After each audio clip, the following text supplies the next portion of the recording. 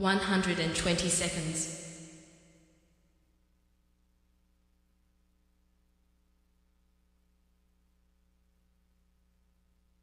110 seconds.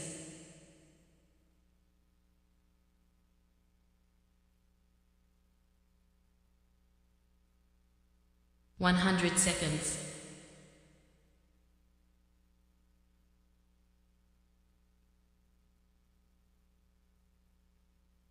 90 seconds.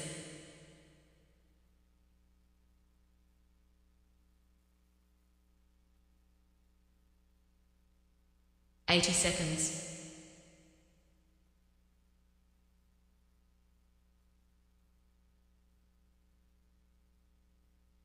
70 seconds.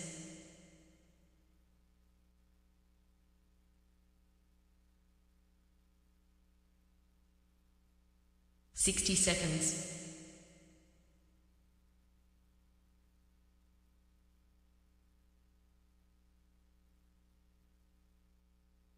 50 seconds.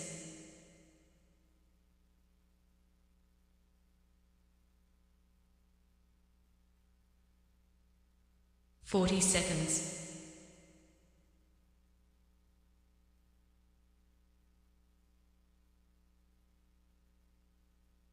30 seconds.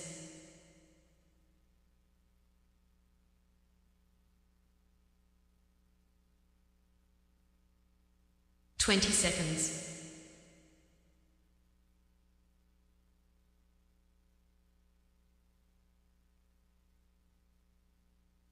10 seconds.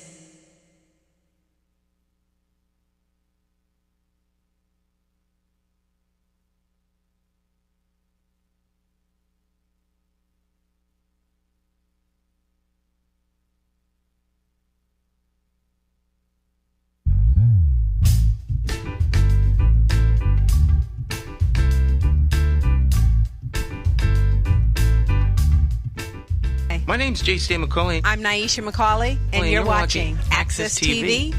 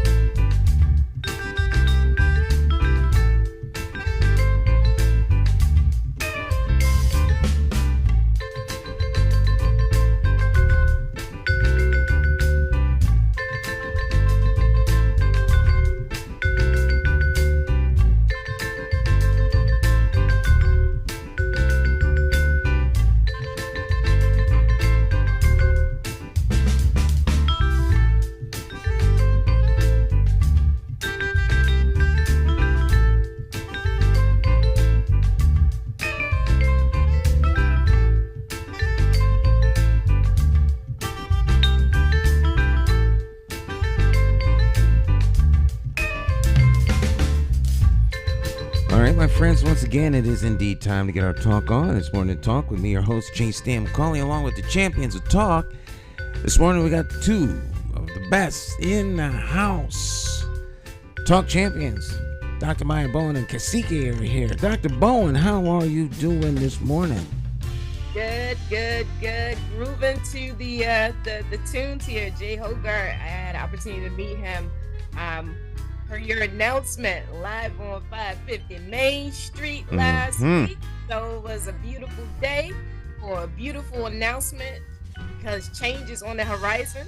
And, over the course of the weekend, one of the things that I ended up doing is taking a basic rider's course in terms of getting some retooling skills for my motorcycle. So I should be out and about doing more practice in order for me to, safely ride these streets because it's dangerous out here. All right, so she's out. She's riding the streets on the motorcycle. Do you do any cycling, motorcycling, Cacique? No, I'm afraid. First of all, good morning to all our listeners and viewers. But no, I'm afraid of them bikes. They're dangerous. I had a couple experiences on motorcycles. My first experience on a bike was some guy tried to teach me how to ride it, and I got on it, and luckily it was a short distance, but I drove it right into the barracks, right into a building, and that kind of, and then I got on a bike. I was living off post when I was in the service, and we lived there was a stretch in, I lived in Barstow, and we had to go to Fort Irwin. It was 40-mile stretch of desert, one straight road. And I got on a bike with a guy, and my heart almost came out of my mouth. This guy was going so fast. I can imagine. I almost killed him, Stan. I was hanging on so tight, man. So no, I'm all set with them. And there's the absolute, and then you start thinking about all the terrible things. Like there's absolutely no safety. Like if you have an accident on a bike, you are in the air immediately. Yeah, you're very vulnerable. You learn how to fly right away. So I commend the people who are more courageous than I am when it comes to riding the motorcycles. But no, not for me. Nah. Well, Dr. Bowen, there she is, courage. She's got all her. I like your background with the armor. Thank you. That is outstanding, man. Very nice. This is the artist actually in the process of finishing off this artwork that I pulled off of Facebook, and I found it to be beautiful and aptly suitable to share with our viewing audience on this morning. It's interesting that we started off with motorcycle riding, because when I last saw the replay of the Harvard Board of Education's meeting, there were a lot of students wanting to get driver's education back into the schools, and I commend them for coming out and actually making their requests known. I always tell my students a unasked question goes unanswered, and so based on what my mom told me back in the day when she graduated from Weaver and was attending Weaver, they did have driver's education available to the students. So by all means, superintendent, make that happen. Oh yeah. That's a wonderful idea, and I think that every student, by the time they graduate high school, should have their driver's license as part of their requirements of graduation, and some other life skills that they need. I don't know what those would look like, but I think also that even as early as grade school, by the time they're in the 5th or 6th grade, students should already have their bank account. You should already know how to, learn to manage what that looks like. What is that process? How do I open up a bank account? What is the difference between a savings and a checking? What do I need those? Where should I do it? Where should I do my banking? What institution? Are there any black and brown institutions? Or are some of these institutions more friendly to black and brown people than others that have a record of, bigotry and racism and discrimination? So these are all relevant things that our children should know. Why should we spend our money where we're not welcome? When that information is readily available for us?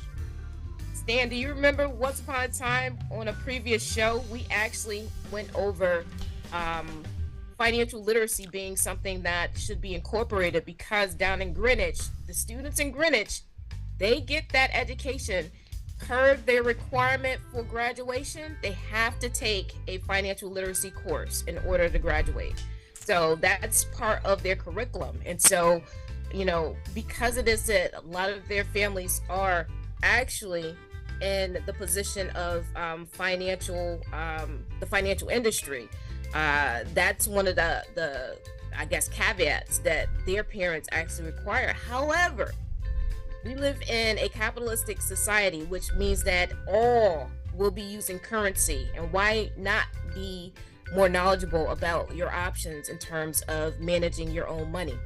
So I wholeheartedly agree, and we had this conversation previously. And so why it is that that's not part of the curriculum as of today, and I think we had this about parents haven't demanded years that. Ago, then superintendent, add that financial literacy to the curriculum. Parents haven't demanded that. But here's an implication behind this, the stuff that we're talking about.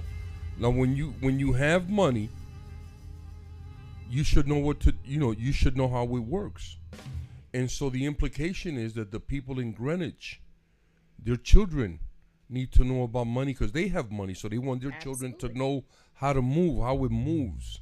And since, a lot of us, we don't have any money, then there's no reason to teach us about money. Well, I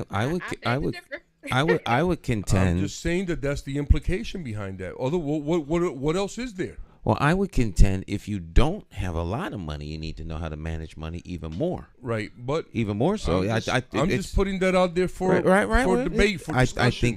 I think it's a worthwhile discussion because one of my big pushes is going to be literacy. 61% of the adults in the city of Hartford are functionally illiterate. That means they can't read a ATM machine. Just read. So imagine that. If you can't read an ATM machine, and I'm saying this I'm saying this as a data point, then you can't read the newspaper. You can't read things of a political nature. You can't read policy about the school. You can't fill out application. There's a lot of things you can't do, which means you're trapped, particularly if there's a stigma on not being able to read. So you don't ask for help and you develop coping skills.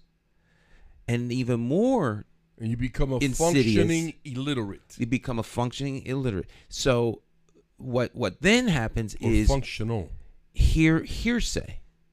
So since you can't double check or read it for yourself, you gain trusted individuals who you'll get your news from, which could be good or bad. Because then, what I heard was, and how do you verify? How do you double check? So how do you, I heard, and then people figured that you actually did the research. Or you witnessed it. Or even went, but you don't know. You just know what you heard. And so in Hartford, where you can say something on one end of the town and it can get all the way to the other end of town faster than you can walk. But this is a completely different story. Totally different story. And there's no way that anybody can prove or double check stuff because a lot of people can't read, which means the people in Hartford will always be trapped in poverty. It's a way to enslave. Well, that's a different type of enslavement. That compounds the enslavement that we already under. That's right. That's what it does. But locks you in. Remember, if we're in a race, think about if we all three of us were in a race, we're each other's competitor. So if it is that I can read, Stan can read, because CK, you have some troubles in that area. Yes. The real contenders are going to be the ones that can actually read. So where it is that we have a marketplace that's going to be demanding of individuals being able to have that foundational skill set, guess how many people are taken out of the competition? So for example, if I were to play Michael Jordan, right, 1-to-1, he has a more refined skill set than I do. So he's going to win. And so when I think about race, I think of it in terms of competition. If I can eliminate my competition, that means that I automatically win. Yeah, I don't agree with that concept at all. I think that's completely anti-community and anti-indigenous. I don't see the reason why we have to compete for anything. That's not the way the indigenous people think. Well, the reason we think about building together. That's different than competing, and those are different words, and it's all spelled differently. In case anybody's confused about that.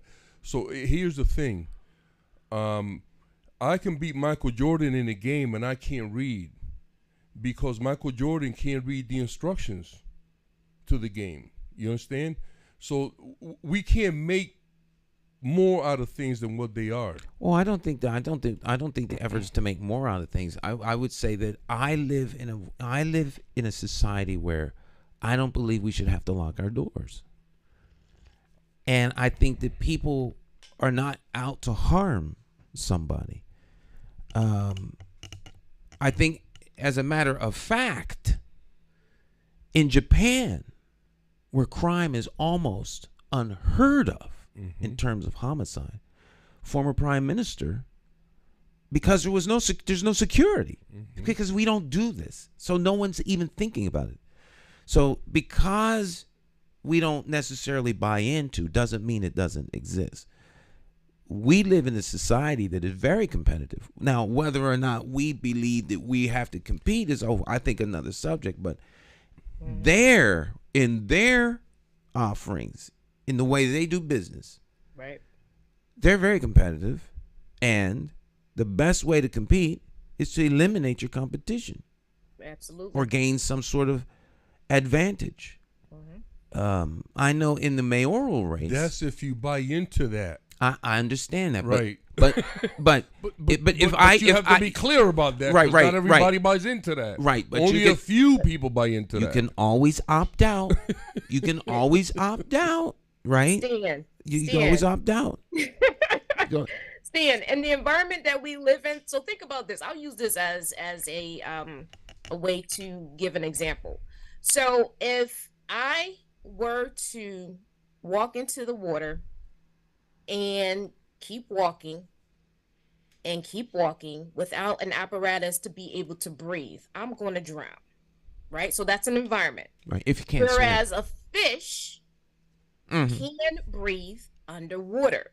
So where we find ourselves currently is in a environment, a societal environment of human beings who operate via a very prolific, competitive, currency-based mindset. So in order to survive, per se, in the environment, I must, like Bruce Lee says, take on the form of water, becoming like water, whereby when I go into an environment, I take on the form in order to flow well within said environment. So the fact of the matter is that the dominant environment believes in competition, which means that as an individual who may not subscribe to that, we still, for those of us that choose to do so, need to know how to operate in that environment. Otherwise, we can render ourselves in huge detrimental predicaments. Because here's the thing. If it is that if I walk into water thinking that I'm still going to be able to breathe after it's over my head, then sadly, I come to my demise. So, indigenous beliefs in a environment that believes otherwise, aka in competition, they are conflicting, right, and diametrically opposed. Diametrical opposites. So that means that yes, even though we coexist together, what is the dominant operations in terms of the environment that we live in? You can keep your beliefs, however, you still have to know how to navigate in a dominant environment. So, could the beliefs be my personal code of conduct, how I conduct myself and the environment and the company that I keep, how we collectively conduct ourselves is different than how others may interface with us, because we can be full of love, full of giving, full of joy, full of brotherhood and just embracing everyone. But if the people who come and oppress you don't think that way, you have to adjust to their presence. Otherwise, they will eliminate you. Mm-hmm. Well, I mean, All that is true if that's how you think. Now, for me, survival is next to death. You understand? So I never want to survive in somebody else's system when I can thrive in the system that I've created for myself. So then you're living apart from everyone else. I've created a life where I know how to navigate the system that you and Dr. Maya are talking about, but I'm not part of it. I think we're talking about the same thing. I'm not part of it. I'm not part of it because I've made it's a decision that you have to make for yourself. Of course. Can I interject something real quick? Of course. So you're living in a system that is separate from the dominant system. Are you able to do this without any form of currency? Yes or no? Yes. Because I currently engage in currency, but a lot of the business that I do has to do with bartering, which is an old system of trade.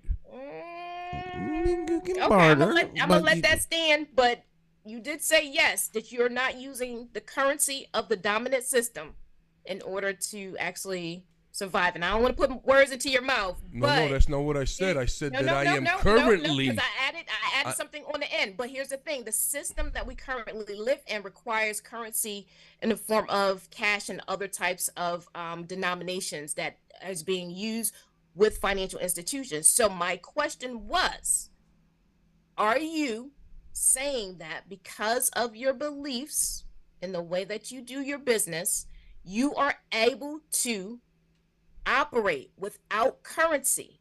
So you're totally outside of the system, the dominant system, in order to survive. So the question was, again, are you not using any of the currency? So I'm rephrasing it, using any of the currency in the dominant system in order to survive, quote unquote. So I'm going to repeat my answer because no matter how you phrase the question, it's going to be the same answer. The answer is that it could be done, but currently I am not doing it. I am using some currency to conduct business, but most of the business that I conduct is done through bartering. Okay, but that was longer than a yes or no. Just putting that out there. Well, so ultimately, I'm getting a yes. Well, that's very cute for you to put it like that. However, an explanation needs to be put out there for clarification, because if I say yes or no without an explanation, then people are going to put that answer for me, and I don't want anybody speaking for me. I understand that, but I asked a yes or no. But that's okay. I understand. No, we don't do yes or no. Well, see, sometimes that's an adult speaking to a child. I beg to differ, but either way, in terms of your description related to the system, you say you operate outside of the system. As an indigenous person, you operate outside of the system. And so I was trying to just bridge the gap between you not needing the dominant system at all related to utilizing currency as an example. But thank you for the explanation.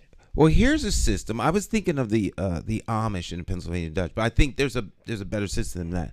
The United States military. It is a whole separate system from the rest of the military code of conduct. I mean, the rules are totally different within the military structure than they are in civilian life. Like, there's it's a different society. Schooling is different. Base life is different. There's a chain of command. There's a lot of things that are separate and apart from the rest of the world.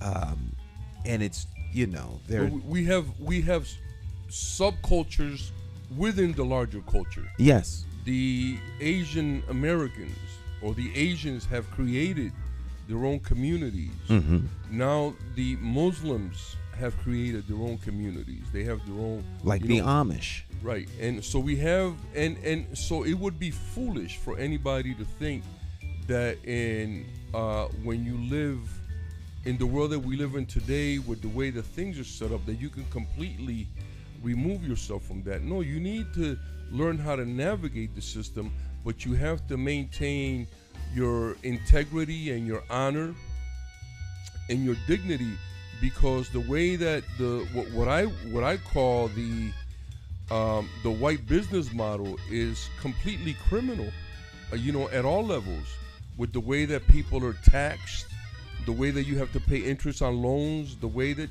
all these things that have happened. And that's why people like myself, we try to hold on to those things because we know that there's no integrity, there's no honor, there's no dignity in robbing and stealing from people and acting like it's cool, like it's okay. You know what I'm saying? So that's what I'm talking about. Well, I think you could. I think you can have those, as Brother Lou likes to call it, the moral compass, where you are grounded in ethical, life affirming,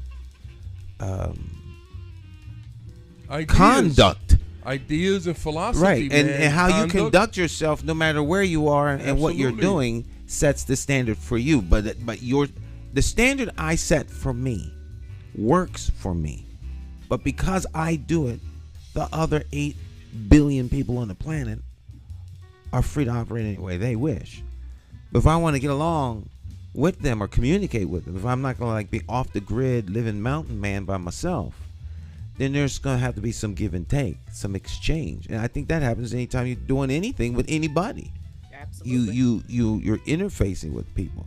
And so the full circle, if we're talking about literacy, financial literacy, teaching our children how to use money, as you say, and what it's worth and its value, what banks you put it in, that is part of that broader system. And if you're not living on your own, off the grid, in your own little society, or a micro society, then I think it is good to know how to navigate. Well, and the other thing is that we are, once again, we talk about this all the time, we are too accepting of a lot of things. Now, who writes the curriculum for our children? We should. But I'm asking, who does that? Who writes that curriculum? What is their interest? They lack interest? capacity, as I've heard it many times in Harvard. A consultant. But listen, not that. But who writes the laws about what is going to be taught for our children? Right? That's rhetorical. Completely rhetorical. Right. I understand what So with that, right, who writes the laws about who's going to teach our children? Who has a say?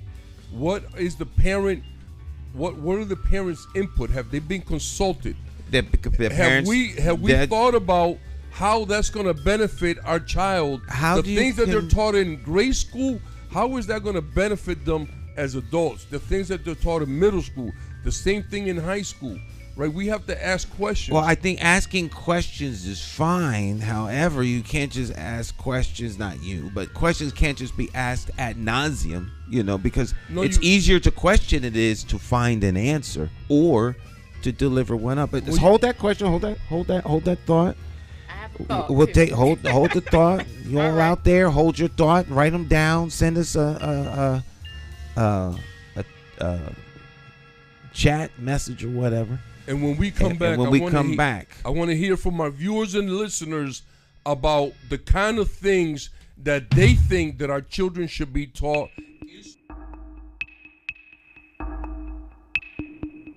Every bad political decision is made by a politician elected to office. So if you think your vote doesn't matter, just remember this.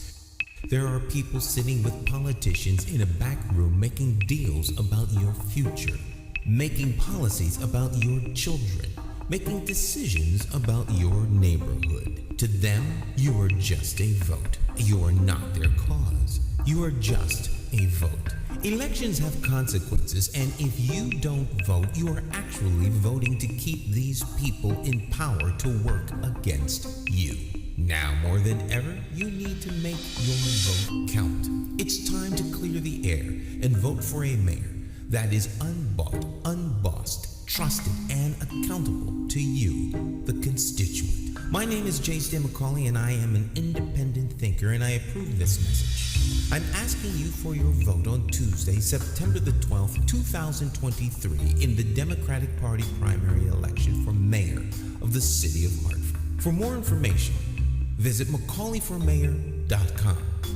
Have the courage to vote your conscience and vote for the name you trust and know. Vote J. Stan McCauley for mayor.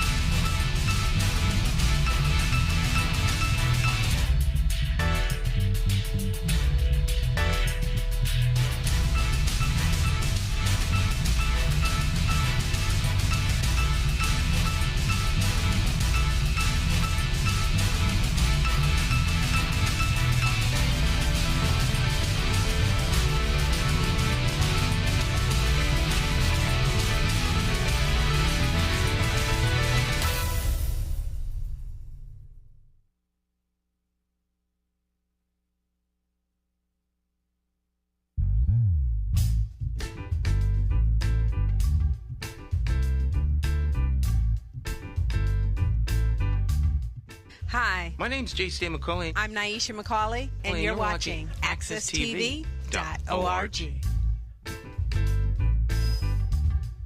Okay, welcome back.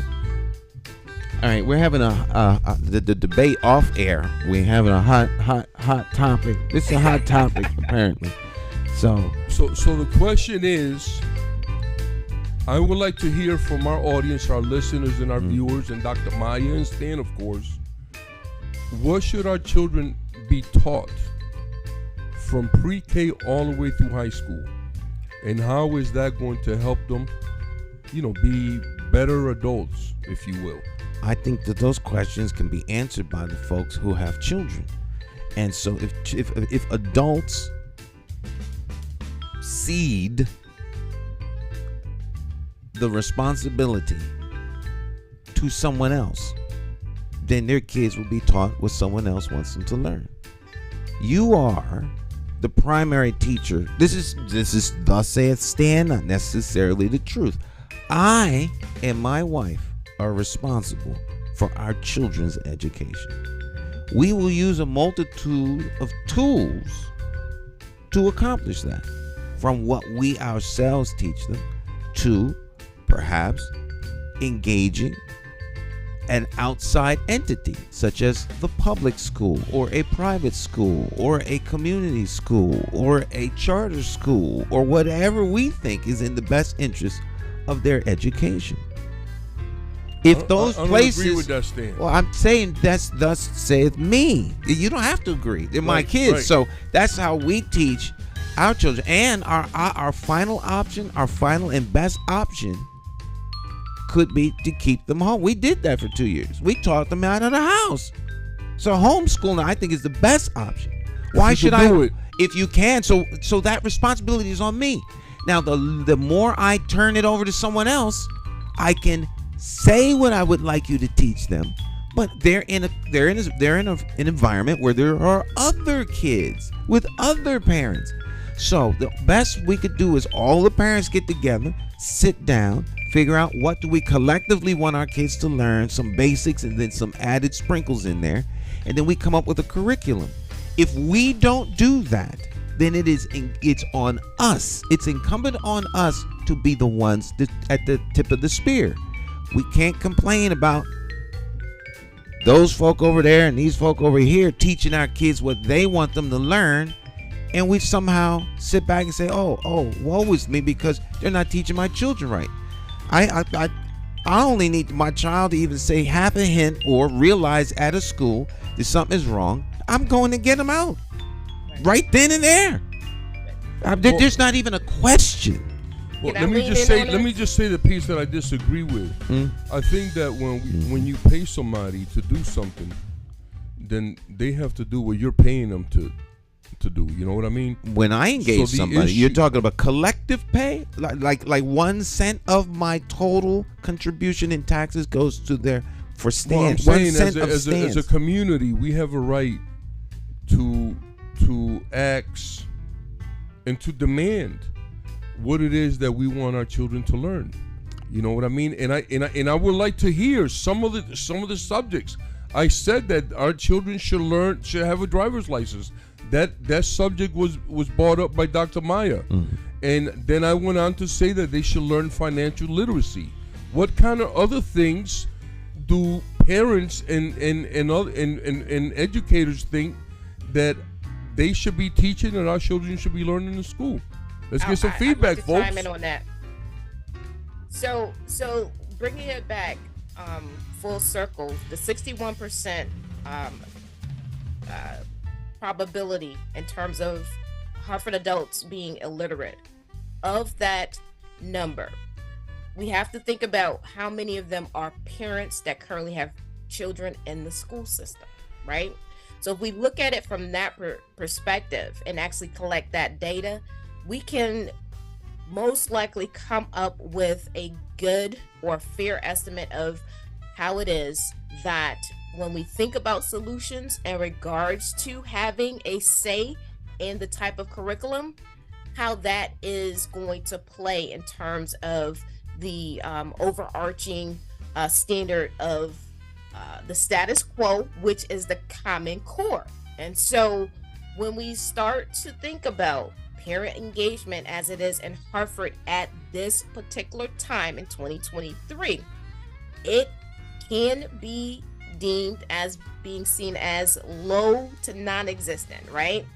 So based on this, if it is that we're seeking a solution for this in terms of identifying how it is that parents engage in having a voice on the type of curriculum or the type of topics or subjects that our students or their children should actually be taught, then we have to look at that 61%.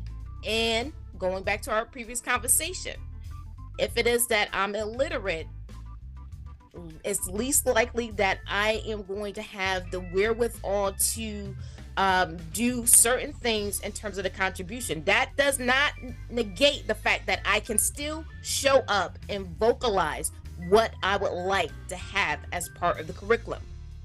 Here's what I'm gonna do. I'm gonna switch the subject just a little bit in terms of transitioning into careers. After 13 years in school, now we have students who are now deemed as adults. What careers are going to be available? I know that we had a conversation 2 weeks ago related to artificial intelligence, but guess what's come down the news pike? Over 300,000 global wide jobs will be eliminated because of the incorporation or mass incorporation of artificial intelligence.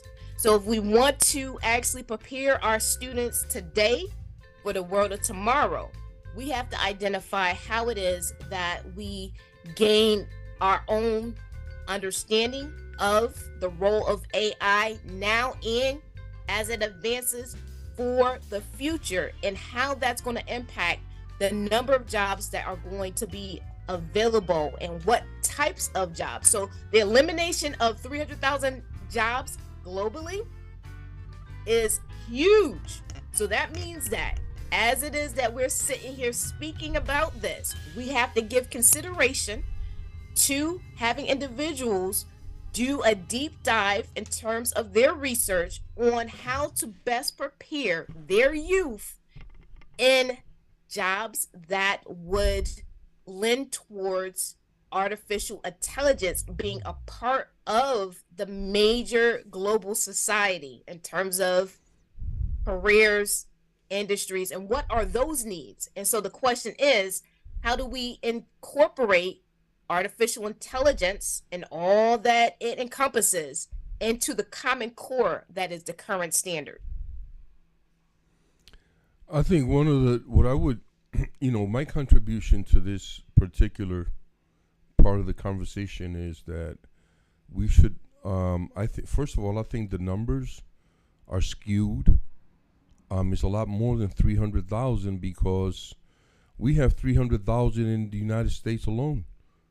Because one person can monitor at Walmart, they can put up about between 8 and 12 of those self-checkout machines and have one person supervise those machines. And it's even that worse. means that 11 people lost their job in that store. And so when I go to any shopping, CVS, Stop and Shop, whatever it is, I never go into those self-checkouts because most of the people that are losing those jobs in the cities are black and brown people. And I often ask myself, why would you support that? Why would you accept that? Well, there are plenty of Walmart. There's plenty of Walmarts way out where there are no black and brown people, and it's the same thing. Mm-hmm. I would take it a step further. They don't need checkout people at the store at all because they have the. There's a couple stores that have gone like that now, Stan. There's a McDonald's that's like that now. You just drive. You go into the store, put whatever you wanted in the cart, and leave, and it automatically registers how much you have in the cart, all of the items, and it comes up on your phone. So you don't need the people. You just need a place where you can go get your stuff. So rather than to have it delivered to you, you could pick it up. You go in, get your stuff and leave. So you can really reduce this. So AI is going to make a paradigm shift. I don't think the issue is one of what kind of job you'll have. I think the issue is going to push people to universal basic income because there's not going to be any jobs for the most part. There'll be some things that humans can do, but in the large part, society is going to have to make an adjustment because you're going to have tens of thousands, if not millions and millions of people who there just aren't any jobs for them because things can be done so efficiently now. They become dispensable and expendable. And I want to say that I think that means a reduction of people. I just want all the AI enthusiasts to slow down. Globally, 300 million globally. I should have said 300 million, not 300,000. Yeah, it's going to be a huge number. Yeah, it's going to be a huge number. So but people are becoming more aware of that, Dr. Maya, and they're slowing that down because they're afraid. The same way that they're replacing humans with machines. They're replacing our food with artificial food. I got something for you, though. People are not going for that, sister. Slow down. There's not going to be any currency, tangible currency being used. So just like Stan's example, the digital payments that can be made for products and services, that's going to go through. And the Fed is doing that now. It's called Fed Now. So all the banks, all Cash App, all those financial institutions. And you don't hear a whisper on the actual news regarding this transition, this paradigm shift that's coming about in the financial industry, but it's been happening over the course of probably within the past 5 years. But I haven't heard a whisper until they have to keep recently. up, Dr. Maya. So we're in kind of like the Matrix right now, where there's things going on that are not being broadcast, that are going to transition us into having to do things that, quote unquote, we may not be prepared for, but we have no other choice to do, because if the current financial system, that the way we know it to be, is eliminated, then we have to roll with what they roll out. Well, I think that just remember that is a choice. I think that the geniuses of smart, the people who plan global events like you might plan your family's vacation, or cities plan, for expansion of schools or whatever the case is. Someone is sitting around making these things. I think this is just a natural evolution. We no longer are in horse and buggy. We moved to the car. They moved to fuel burning cars. Everything would be electric had the oil companies not come along, because it was electricity before. Whole lots of things were electrical, and they got rid of the electric trolleys. They tore up all of the streets so that you would have these gasoline machines, so that it would generate profit. But eventually, the society changes, and so as it does change, we see advances. We have advancements in medicine, advances in technology, in travel, all kinds of things that happen. I think money and the monetary system is just part of it. I don't think it's necessarily anything nefarious.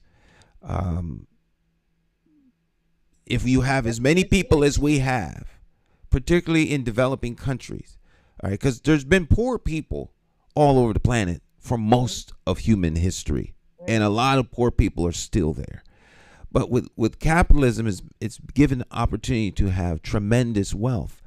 But at some point, there's no need for all these people. There's just no need for them, because technology has replaced human beings. So you don't have to enslave people. People will be free to do whatever they want. Now, that is going to be a very big challenge. The real slavery comes with technology. You'll be slaves to the technology. And I think that's what's slowing them down. Because once AI comes online, can program itself, become self-aware, has capacity to capture you, keep you at home, create an atmosphere of danger outside where there isn't one, but you perceive one to be, so you They lock create yourself. your reality. Your reality is created on television, on all these other things. We're going to be in a lot of trouble. Yes, sir. We're there right now. A lot of trouble. And I think the genie's out of the bottle at this point. I mean, for a lot of people it is. But for a lot of people, this reality is not something that they are seeing or being introduced to. So for those that keep their finger on the pulse of what's going on in terms of all these shifts and the advancement of technology, this is something that is in their purview. But for those that are either distracted or not introduced or exposed to this stuff, this is going to hit them like a ton of bricks. Well, I don't know. I would say yes and no. Most people aren't aware of most things. There's very few people that are actually aware of a lot of stuff. They will just go along with the flow. Mm-hmm. It'd be like you were unaware that they were going to close Bed Bath and Beyond. Oh, they had nice rugs. Then you go to the next place. You don't even think twice about it. Just gone. All right. Or what was it? Texas Roadhouse over there by Walmart. You go over there. What do you mean they closed? They closed and moved to Manchester. Oh well. Where's the Denny's? I mean, you don't. It's no deeper than that. Now, the people that worked there were blindsided. They went to work, but places closed. And I think that's how a lot of these changes are going to be. One day you'll go to the bank and the bank will tell you, oh, I'm sorry, we're no longer allowed to give you money. What do you mean? We don't have your money. The money is not here, so we're going to give you credit. Don't worry. Here's a card. You'll use this. Everything is switched over to basic universal income. There's no need to do a run on the bank. There is no money, so you can't. There ain't nothing to go pull out. Right. And it'll all happen all at once. All because you can't have people running on the bank trying to get their money out, because that's what'll happen. And there ain't enough money in your bank anyway.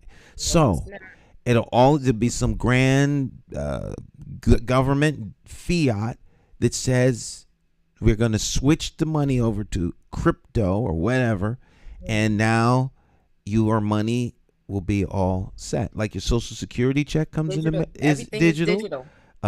All of the assistance that you get is all digital. EBT. So look, here's one EBT. Here's one part of AI that I really enjoy. I think with all the digitizing of currency now, I think that it will make it a lot easier for you to shop in Russia, in Shop China, anywhere you want. right, anywhere, and be able to have that money be automatically transferred to their currency, and you don't have to do nothing but pay. You know what I'm saying? So some things, and I've said that on the show before, some things about AI are very good, and we should really look into some of those features more. But some of it is very dangerous for humans, and we have to. You can't balk around that. I got an example. Now everybody has their own I want to say quote unquote fetish. Their go-to thing. If all transactions are being tracked through this digital system, anytime somebody hacks into that system, they can pull up anything that you have actually purchased using that digital currency, if there is no tangible currency to actually be exchanged. Now, granted, I don't think the quote unquote black market is going to remove itself from said transfer of dollars, but then again, how is it that they be able to actually navigate in their own little world as well? But they will make a way, because the black market has been around for quite some time.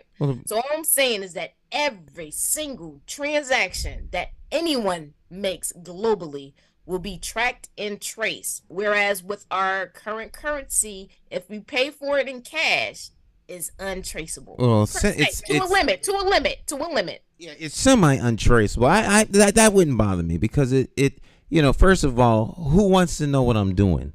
And so if they really want to know what you're doing, they're gonna find out. But if you really want to know what people are doing on trash day, just take the trash can, pour it in a plastic bag or a drum. Then everything that somebody buys or uses is in their trash. Everything. So if you want to know that was one of the things that archaeological students had to do. They would go and they'd collect the trash from a whole block and pour it all in a thing, and you had to go through it and figure out the family structure, everything about these people, because that's what you're going through in an archaeological dig, the trash of an ancient history or ancient civilization. But this here is I don't want anyone to see this because people could freeze the frame and zoom in and all this other stuff. This is from a university here in the United States. This university is not in Connecticut. Dear James S. McCauley, the J stands for James.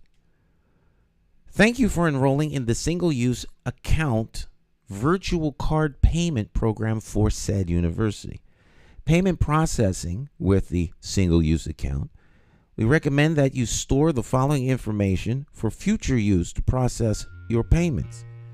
You will receive an email shortly containing a link to JP Morgan Voltage Secure Mail. Now, all this financial stuff had to be filled out before I could work on a video for them, because they're going to pay me electronically through a card. Then not going to mail you a check. It gets direct deposit. They're going to give you a card, and the card is how you'll get paid. So, the system is already in place. Oh, yeah. If you want to do business with us, you got to... I couldn't even do the work for this professor until this was done. This is a prerequisite to doing any other work. Wow. Before you could even see what the work is. I mean, I know what the work is. They're trying. He's trying to get something done. This has been 6 months in the making. But you will now, everything will be electronic. Your paycheck will be direct deposit. They won't give you a check anymore. They're definitely not going to give you cash. And they're making it very difficult to walk around with cash. If you have a $50 or $100 bill, you feel like a criminal if you go into the store. Oh, I can't accept that. Well, anybody who feels like that, just drop it off at my house. I won't feel like a criminal. Well, I think you do business the old-fashioned way. I do business You can give me an item, or you can give me cash. I will take cash. Yes, or one of your kids. One of your children. How about some workers? How about half a pint of blood? Blood's got value on the open market. Yes, Or it does. I'm gonna get a bushel of strawberries. Human body organs, apparently. Yeah. All right, we'll take a short break, and we'll be right back. Stick and stay. It's Morning Talk.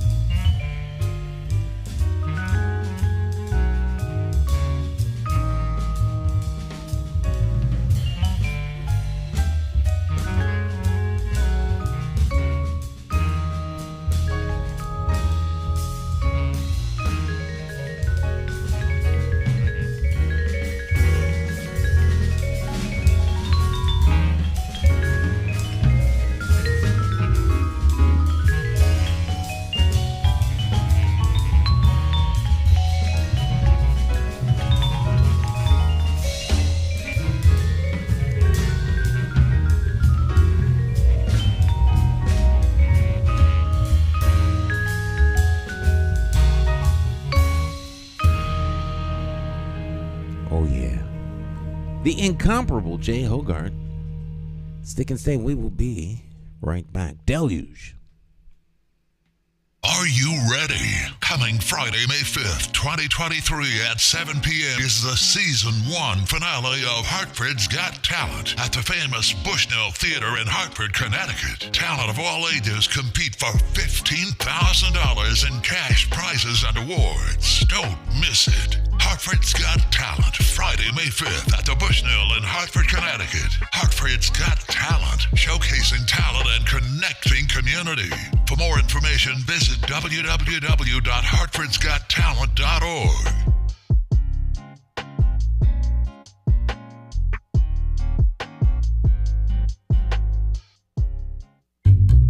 How do you define evil? Is evil the pedophile school administrator or taxation without representation? Is it the gatekeeping community leaders who sell out the very people they were elected to fight for?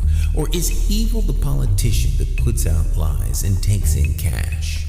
However you may classify evil, having to choose the lesser of two evils still leaves you with evil. Nowhere does this rule apply more than during an election for mayor. Choosing a candidate who is the lesser of two evils still leaves you with evil. No wonder so many people don't vote. It's time for the constituents to flip the script and vote for a mayor you can trust. My name is Jason McCauley. I am an independent thinker, and I approve this message. I'm asking you for your vote on Tuesday, September the 12th, 2023, in the Democratic Party primary election for mayor for the city of Hartford. I, like you, am an independent thinker. So let's sit down and talk about my path to victory and why my 5-point plan for Hartford will work. Stop listening to the uninformed evil interests that tell you I can't win. For more information, visit McCauleyformayor.com. Have the courage to vote your conscience. Vote for the name you trust and know. Vote McCauley for mayor.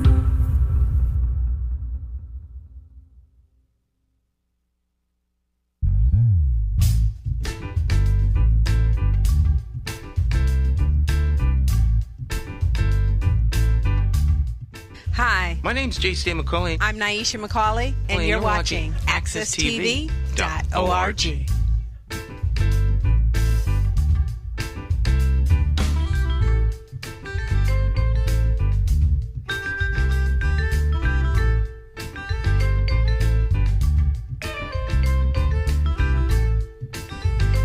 All right. All right. There we go. It sounds like an heavy volume. Welcome back. It's Morning Talk. There they are, the champions of talk. Jonathan Small, Dr. Maya Bowen, Cacique, and Cleo Duke Wright. And music courtesy of Jay Hogarth off of his album, Raise Your Spirit Consciousness. You can get that at jhogarth.com. So welcome back. What's happening on the Hey Stan, is that I have a business and I've never heard you or anybody else that I know promote my business like you supporting that white man. I'm just gonna put that out Jay's there. not white. I don't care what color he is. I take that back, but I need people to support me like you support he's other not people. here. We are supporting you. Well, listen. So tell us about your business, Cacique. Run. Tell you about my business. I have a chess club in. Because I like you Berlin. to promote your own business. You here, you have full access. A chess club? No, that don't even sound right, man. But nice try. No, but anyway, I'm serious. listen, Now you know better. Let's pick up the pace a little bit. We've been talking about what we want our children to learn in school, and we've had, I've made a couple suggestions, and Dr. Maya, and you, of course. But let's change gears a little bit. Let's talk about the political season. Now you're running for mayor, Stan. Tell us a little bit about how your campaign is going. The campaign is going good. And now you have that bus. Is there a schedule for people so they can see where you're going to be at on what day and the time? That's a great question. The bus is just for us. Remember that campaign? The bus is just for us. Okay. All of us. That used to be a big campaign for the public transit. It's not a public transit bus, so it doesn't have a schedule like every Friday it's someplace at a particular time. The bus is wherever I am relative to working in that community. Okay. But we consider the headquarters for the bus the public schools.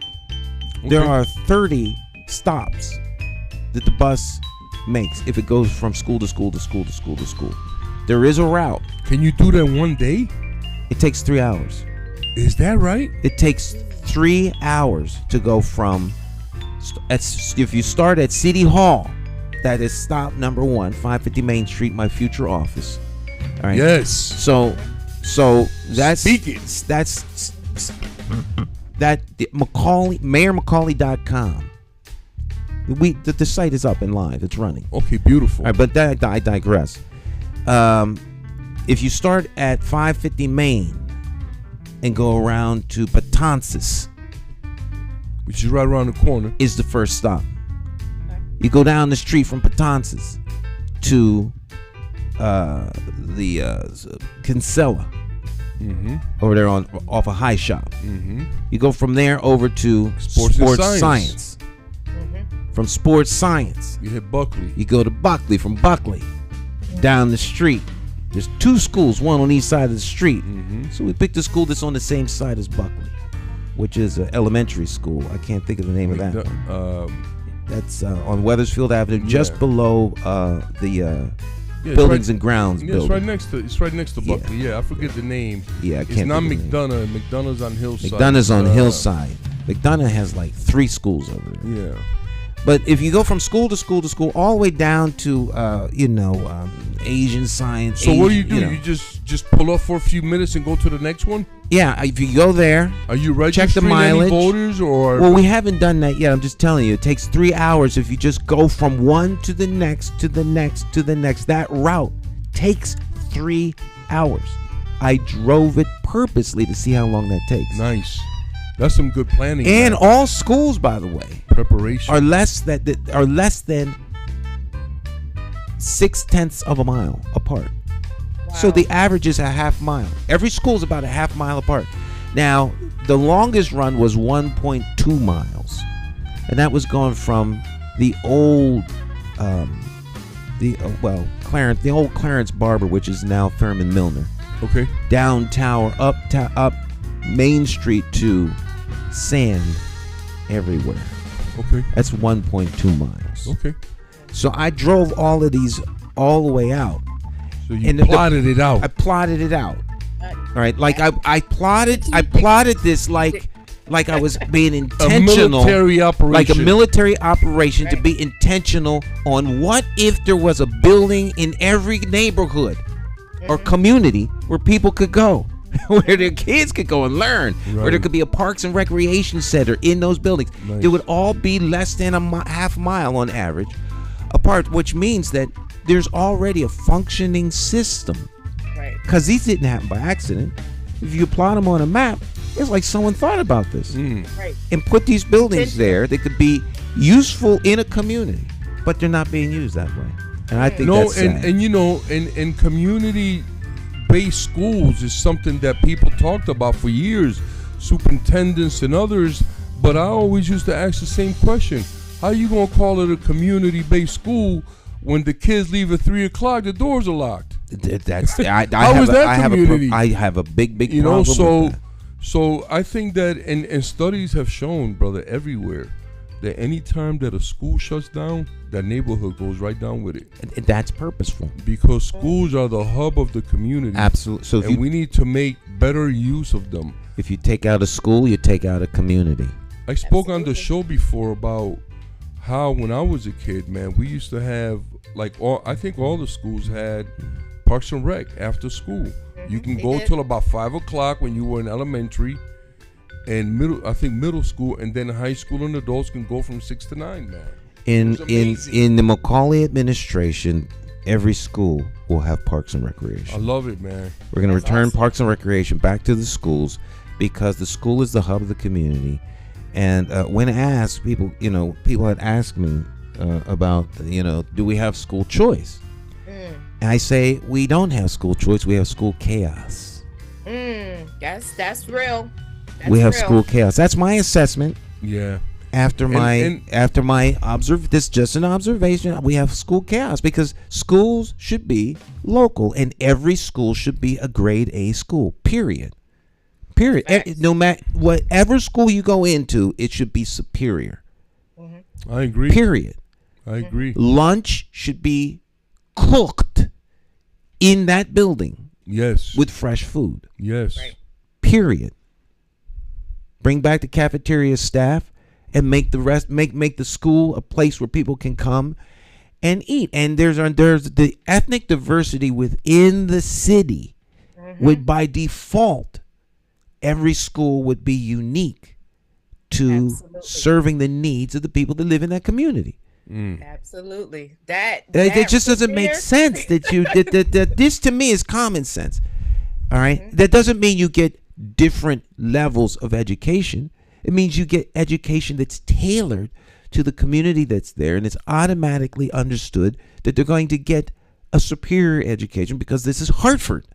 Absolutely. And that's the way we roll. That's the way we roll.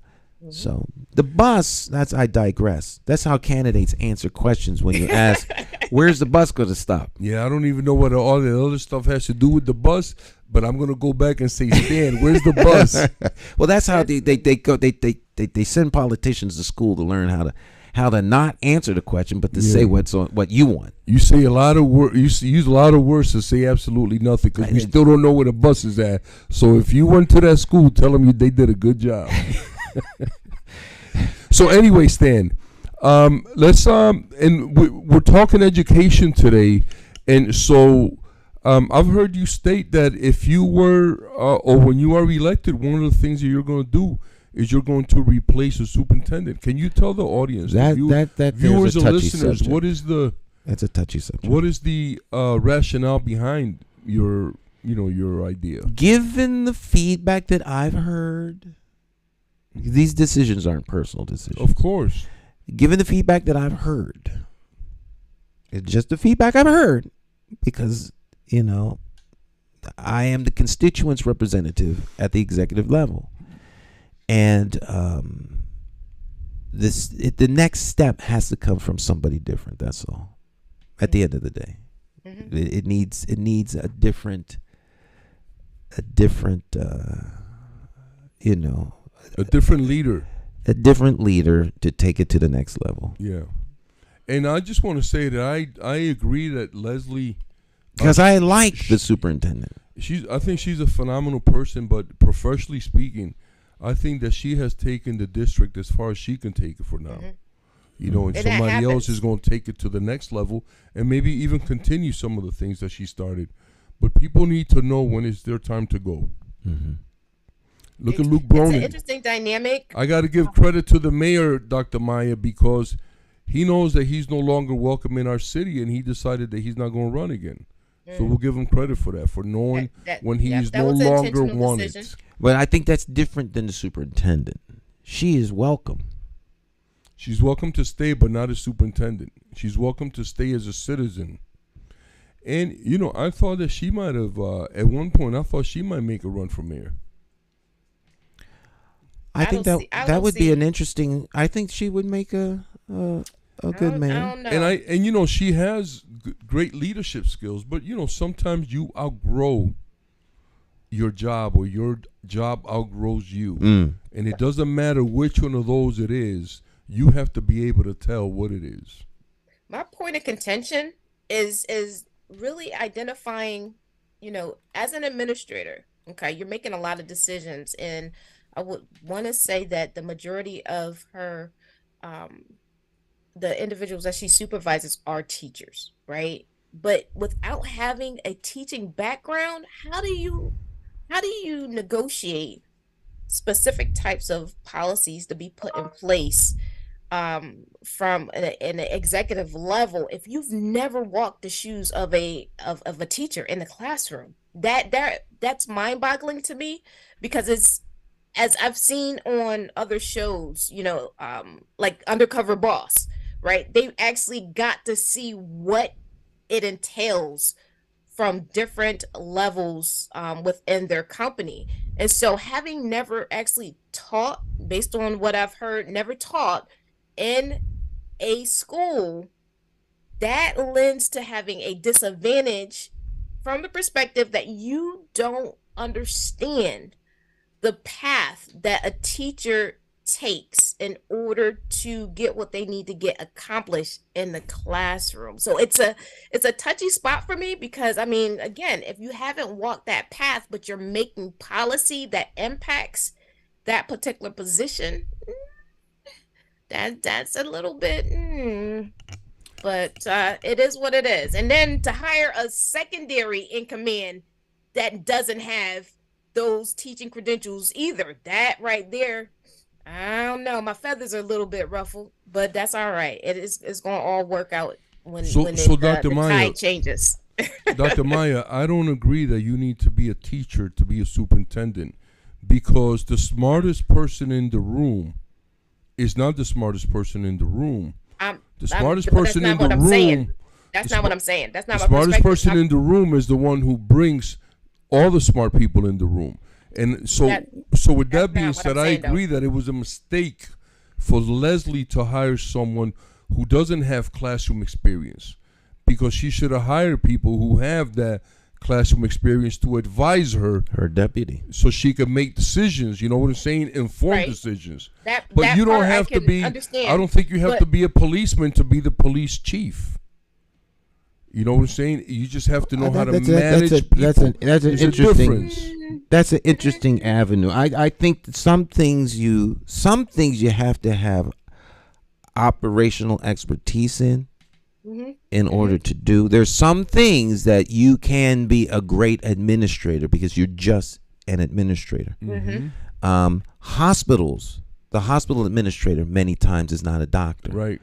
But when you can manage people. Right, but when you get into that, and this is where it starts to get a little dicey. When they try to make the HMOs and things like that, and if they were making medical decisions, it would probably be even better, because then they would operate from a framework of not knowing, so they would then be engaged in listening. They are bean counters, and when you get the bean counters running things, then it becomes all about the bottom line and how much money things cost and how much we could save, and we're going to cut this and we're going to cut that, and they do it in the vacuum of not necessarily understanding the direct dynamic impact that it has on a negative side. So I think it's good to have some operational experience, and if you don't have it, you have to surround yourself with people who do, and that takes a certain level of leadership and a certain level of security, because a lot of times leaders are some of the most insecure people you'll ever want to meet, and when they're insecure in everything but what they're good at, right, and when they're insecure, you gonna have a problem, because they will never surround themselves with people smarter than them. And then they get rid of people. Turnover is high with those kinds of people. If you find a leader where there's a lot of high turnover, that's because people don't quit the job, they quit their boss. That's true. They clearly love the job, otherwise they wouldn't be doing it. So they quit their bosses. And so when you have a boss that's insecure and doesn't want to listen to sound advice, or what, I hired you because you're an expert. I don't mind telling people I don't know, but you do. That's why I hired you. I'm not here to be smarter than you. I'm not here to actually micromanage you. I'm here because someone has to be accountable for the mistakes you make, and the mistakes you make are going to be my fault, because I'm the one that they hired to do the actual job. But because I can't do it by myself, I hire you. So whatever tools you need, let me know, so you could do your job to the best of your ability. And anytime you have a problem, come see me. That's my job, to give you the resources and to create the atmosphere where you can get the job done, no matter who you are. So I think you should surround yourself with people who are far, far, far smarter than you, more creative than you, and then you all work together. Right. Teamwork makes the dream work. Just to circle back just a little bit, me bringing up the fact that it would be nice for the superintendent to have some teaching experience is from the perspective that, with the morale and the leaving of many teachers from the district, not having quite a finger on the pulse of what it is that they may be going through in their positions, and with policies being made and budgets having an impact on certain things. That's the perspective that I'm coming from, because here it is that you're dealing with multiple constituencies, from the youth to their parents and everybody in between. It's not just a quote unquote business as usual type situation going on when it comes to families and what they require, and then when it comes to your staff and what resources they require. So there's a lot of moving parts in this, and so having an understanding of what goes on in a classroom and engaging with parents and or guardians and other stakeholders is really and truly, from my perspective, an added value to the superintendency. Which, when I went to the University of Hartford as a candidate for the doctoral program, I wanted to become superintendent of Hartford Public Schools. That was my goal. That was my reason for actually signing up for the program. Unbeknownst to me, they were stating that you typically would need teaching experience, and I have a business background. And so with that being said, I have found my pathway in higher education because I don't have public school teaching experience. But yet, fast forward, and I believe Leslie and I are about the same age, having now seen that the possibility still would have been there for me to actually pursue that route with individuals like yourself, Kasike, bolstering the credentialing of Leslie, even though she didn't have a teaching background. I could have made that a possibility in terms of a pathway. However, I have found my pathway, and I am highly passionate and content where I find myself. And so it's all good. And, as we move forward, Dr. Maya, I think that we have become better at identifying what it is that we want to see in a superintendent. Mm-hmm. So, I'm grateful to have you here to share all your wonderful insight about the superintendent's goings and comings. And, you've been very informative. And I just want to thank you, because you bring a lot of wonderful knowledge in general, but education knowledge specifically to Hartford that I find very, very useful. So thank you for that. You're welcome. It's my pleasure, and likewise to you in terms of the contribution. I think this show allows for individuals to get the best out of us contributing to the conversation, and more importantly, and I'm hoping it pumps something into their veins in terms of becoming engaged to the ability that they have in terms of seeing Hartford actually become the best that it absolutely can be. And I'm all about positive and productive impact. And so my mantra, teamwork makes the dream work. So digital high five to you. That's what's up. Thank you so much. And to all our listeners and viewers, thank you so much for tuning in.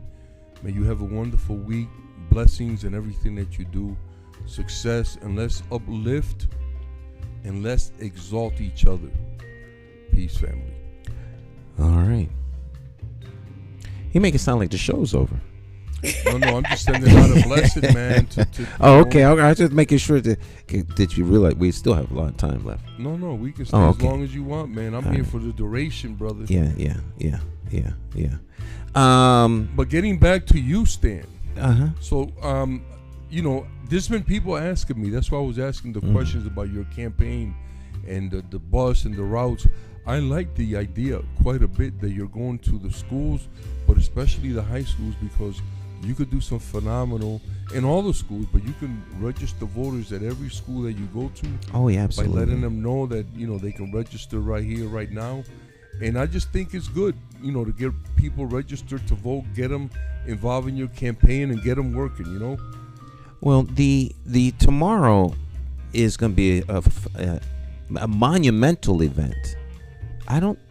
But there was a youth candidates forum. There was a candidates forum that were with the youth in 2011. I want to say, maybe it was 2007. I think it was 2007. But tomorrow there's going to be one at OPP is sponsoring this. Beautiful. And it's going to be at Hartford High. Hartford High. What time, Stan? So I want to say 5:30. 5:30. I think it's actually 6, but get there at 5:30. Candidates had to be there at 5. We'll talk about that a little bit more when we get back. Stick and stay. Don't go anywhere.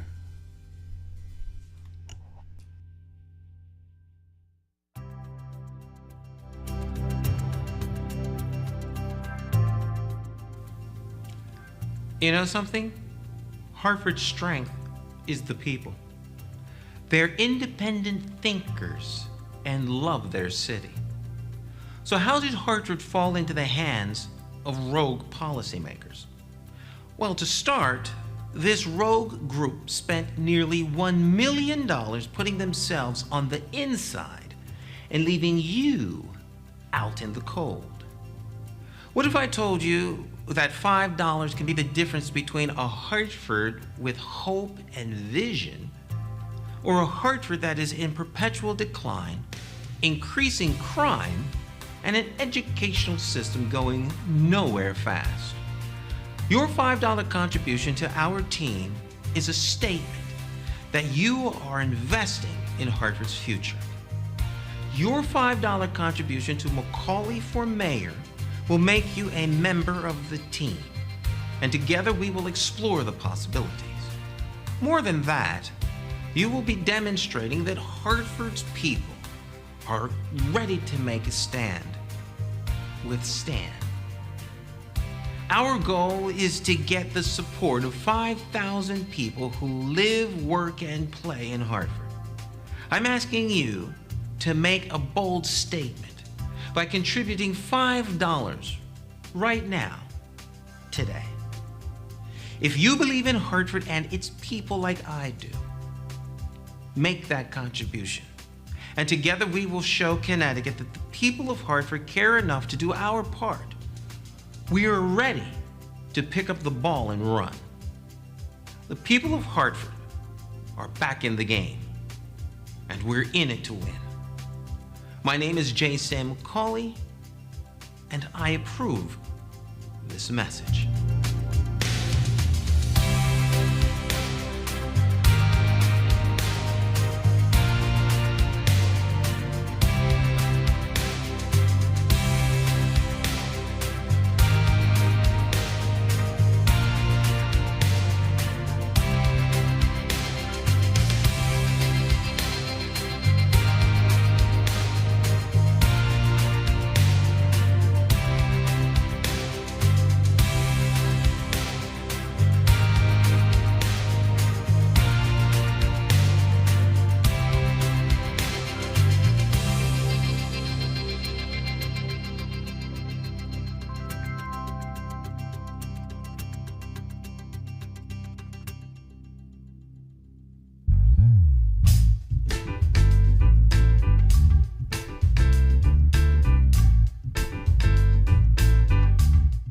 Hi, My name's J. Stan McCauley. I'm Naisha McCauley, and you're watching AccessTV.org.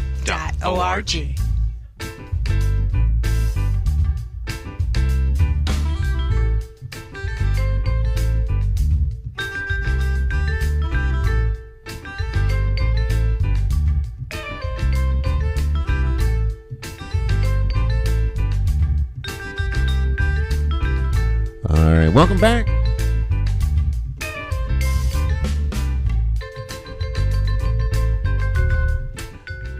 All right, morning talk. We're here 5 days a week.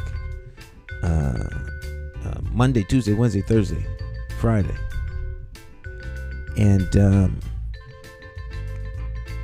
tune in at 8 a.m. p.m.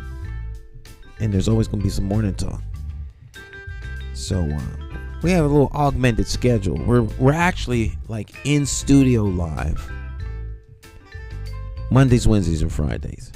Give you a little trade secret. Monday, Wednesday, and Friday, we're live at 8 a.m. to 10. 3 days a week. But we're live every time we broadcast. It's a live transmission. But we're actually in the studio Monday morning, Wednesday morning, Friday morning.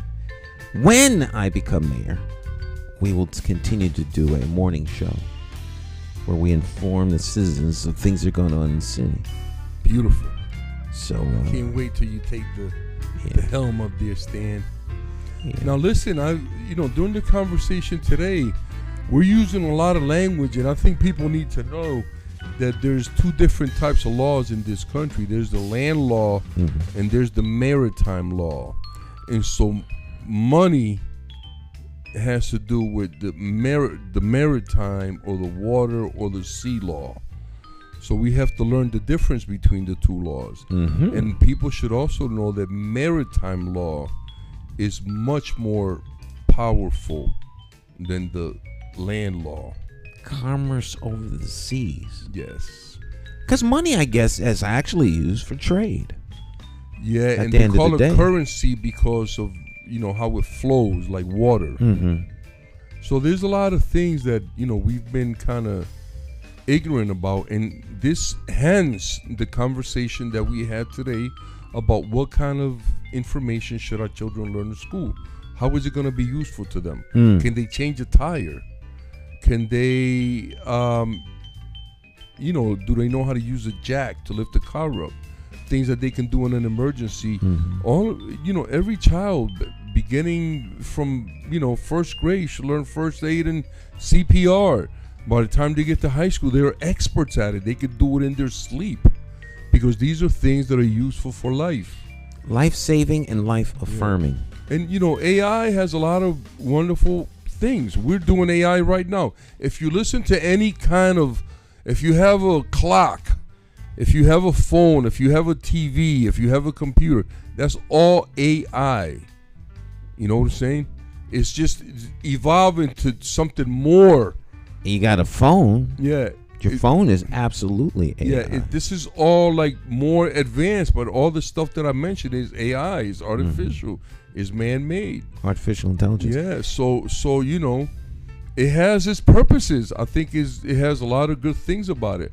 I like the idea that I can pay for things in other countries over, with my card or whatever. You know what I'm saying? That's a huge convenience for people. But it's not, I don't want it to replace anybody, because people need to earn so they can eat, so they can take care of their families. We have to be careful about the things that we promote and the things that we allow in our communities. Well, I agree with you on that point. But you brought up something with the superintendent, caused me to think about a question that was asked or posed to me in terms of how would I go about selecting a new police chief. That was a question that was proposed to me. That was posed to you. Posed to me by one of the town committees. Okay. I won't mention which one on the air, but by one of the town committees. And so I thought I would mention that because you mentioned the superintendent. So what would the mechanism be? And I said to them that I would use my base would be the town committees and the NRZs, because those are two established entities within the city that have representation. The town committee is those people are elected to those seats. They're not appointed, they're elected. They go out, they get the signatures, then there's a whole election, people come out and they vote for the town committee people. And then you have the neighborhood revitalization zones. So I would take the spokespeople from the town committees, person or people. Sometimes they have two spokespeople, sometimes they have one. So I would take the spokesperson from the town committees and the chairs of the NRZs to find candidates for superintendent and for chief. And then those candidates would come before whoever in the city wants to chime in.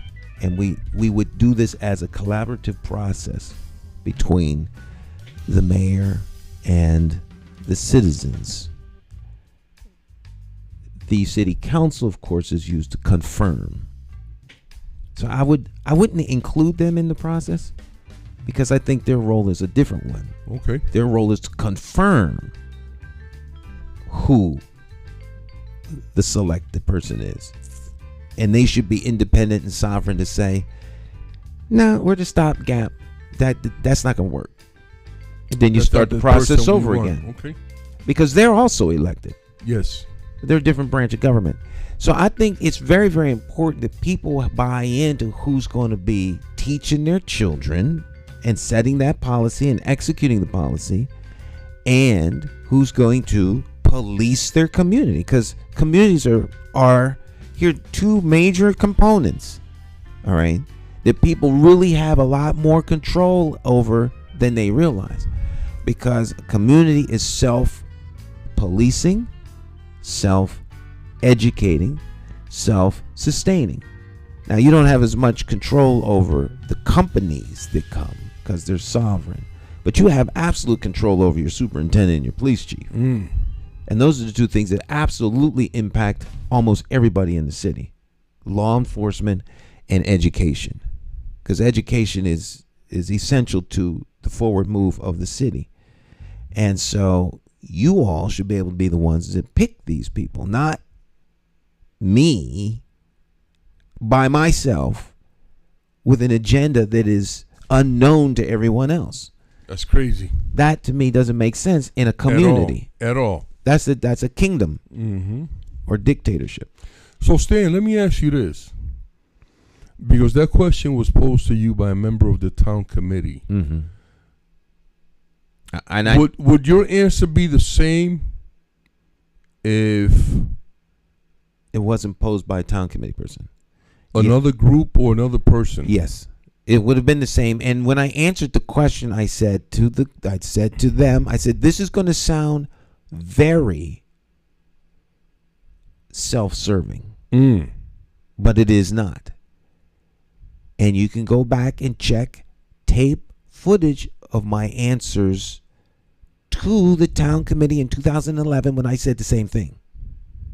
So I have a history. I believe that the town committee is not fully empowered to do all it could because it is controlled by party bosses. Yeah. They should be much more influential in what goes on in the city. And but they can be, but that takes courage. But they only come out during elections. Like I said, nobody even knows who the town committee members are. I said they could be much more influential than they can be. How about more active and more engaging in their own community? Well, that's never mind influential. But that is how you are influential.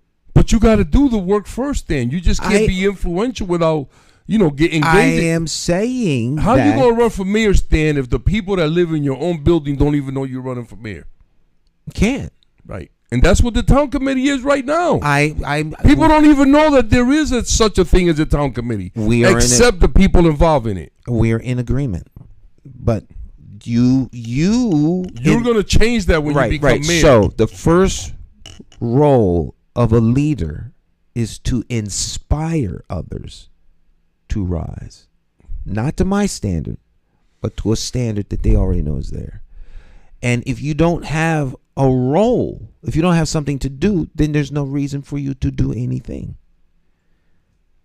If someone's making decisions for you, then after a while you'd say, well why am I here? What do you need me for? You don't need me. Hey, can I help? No, I got this. Well, why am I here? If you're going to micromanage everybody, then everybody doesn't need to do anything. So the system starts to break down because they should be the ones, because they're the people who actually endorse candidates. They endorse candidates for everything. The commissions, the boards, the congressmen and senators are endorsed by your town committee. So, and all your state representatives.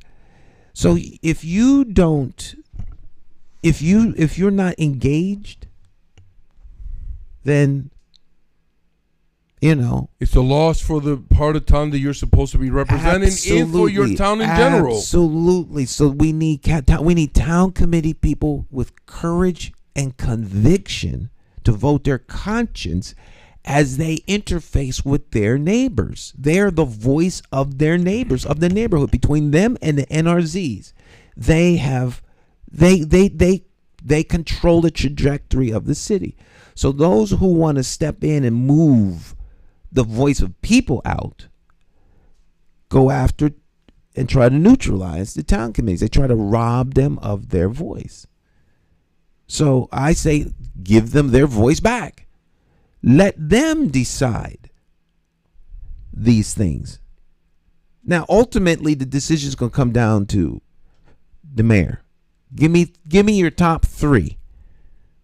All right, we will list down to three people, and then I have to pick, because at the end of the day, it's going to be it's going to come down on me, and so But give me the top three. I'm not going to go out and find the top three.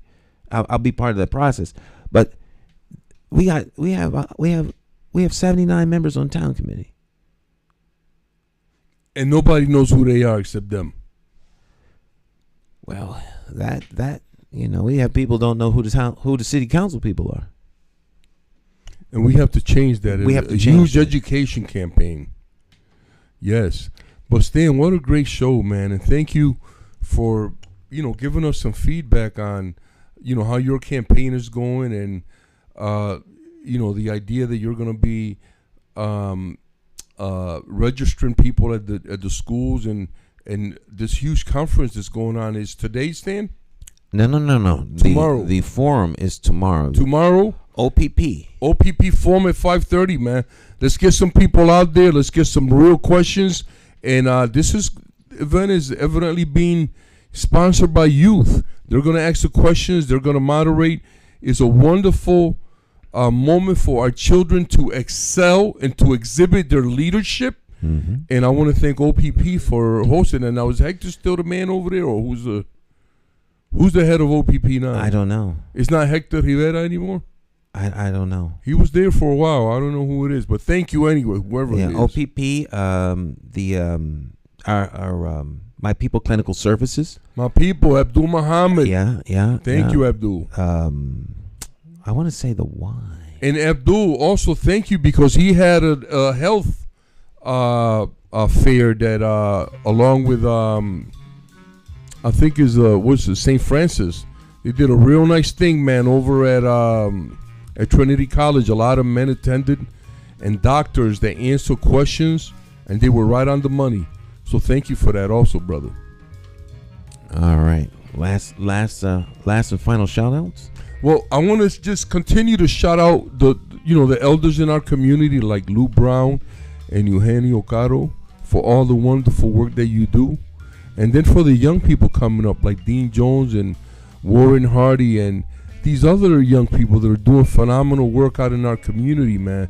Keep building and keep creating. We support you. Thank you so much. And to all of our listeners and viewers, man, the rest of your week, make it wonderful. And enjoy yourselves in a safe and in a loving manner. Peace, family, from Cacique. Yes. All right. Let's see here. I'm trying to pull up the OPP flyer here. I can't find it. Let me just look one more, just a little tad more. I have found it. Right when you quit, it was right there. I should have just kept going. But and to all the people that support my business, thank you so much. I'm grateful. Where is your business? 1020 Farmington Avenue in Berlin, Taino Chess Club. Come by, play some great chess. We have snacks, we have, soft drinks, and I have some great chess sets for sale, chess boards, chess clocks. Come by, stop in and say hello, play a game of chess, Taino Chess Club. Thank you so much for your support, family. I'm grateful. I found it. Here it is. All right, let's see if we can't drag this over so we can share it with the peoples. There it is. Drop this Yes, graphic. youth voice matters. 2023 Hartford Majoral Youth-led Forum. I like that. Tomorrow night, folks. Let's get there. 5:30. Try to get there a little early. 5:15, so you can get a good seat. There it is. I'll be down here. Look at that. This is going to be a phenomenal event with our young people. I don't see my boy on there. They took him off. He's on there. This is an early flyer. Oh, there it is. Yeah, 1, 2, 3, 4, 5, 6. There it is, Renardo. Yeah. Well, I just wanted to say that he was in a bad accident, so I don't know if he was going to make it or not. I hope he's doing well. We'll keep him in our prayers. Yes, absolutely, man. Give him a call as soon as we good get young off the man. air. Good young man. OPP. Do we have to register, or can we just show up? No, you can just show up. Oh, register today. Registration required. Wow, well. Register right now. Go to Eventbrite. Okay. Go to Eventbrite, and maybe it's registration because of kids. That's the only thing I can think of, because you know. So right now, 1, 2, I see Arunin, Arulampalum, Senator Eric Coleman, Renardo Dunn, and Senator John Fonfara. Fonfara, Tracy Funny, Giselle Jacobs, Councilman Nick LeBrun, and of course J. Stan McCauley. That's the mayor. You should put Mayor Stan McCauley. Mayor right McCauley. And You're taking it. Yeah. It's tomorrow, the 27th, 5:30 to 7:30 p.m. Hartford Public High School, located, of course, at 55 Forest Street, here in the greatest city on earth, Hartford, Connecticut, New England's rising star. Let's see here. www.eventbrite.com and look up Hartford Mayoral Youth Forum, and you can scan the QR code and Well, I'm going down here. yeah, just come on down, but just, you know, it says registration required. I don't I guess I didn't pay that any attention because I don't need to register. Yeah. So, but I do see that it does say that. The OPP, My People Clinical Services. And Stan, when you become mayor, this nonsense about tickets for Hartford residents, that's out, man. Tickets. You talking about parking tickets? Yeah, man. Meters and tickets are for visitors, not for residents. We already pay taxes and everything. Why do they keep trying to? We got to stop some of this nonsense, man. You know? Well, you know, that's that revenue for the city. Yeah, they're gonna have to find it to get it from somewhere else. Go back. You know, your parking should be part of the fees and services you get in exchange saying. for the taxes that you pay. Yeah, I man. mean, come What's on, that all about, goodness, man? it's not like, Come on, man. you know, let's treat the Hartford resident like that. Respect. Yeah, man. Let's have some respect for the residents and take your hand out of my pocket. Thank you very much. Right, it's like an extortion Stop bracket. it, man. Hey, I got the protection plan for you and your family, you know. You guys act like you're not liking what we do. We give you protection. Your car is here, right? Stan, I almost ran out the door. I thought the Godfather was here, man. Hey, Joey, tell them to make sure that they pay up on the car. You want to get the catalytic converter ticket. What a great show, man. Thank you so much, Stan. Thank you so much to all our viewers and our listeners, man. We're grateful that you're tuning in, and for all your comments and your feedback. Thank you so much, and let's keep it going, family. Peace. All right, my friends. We'll see you next time. You'll have a great rest of your day. Ciao, ciao.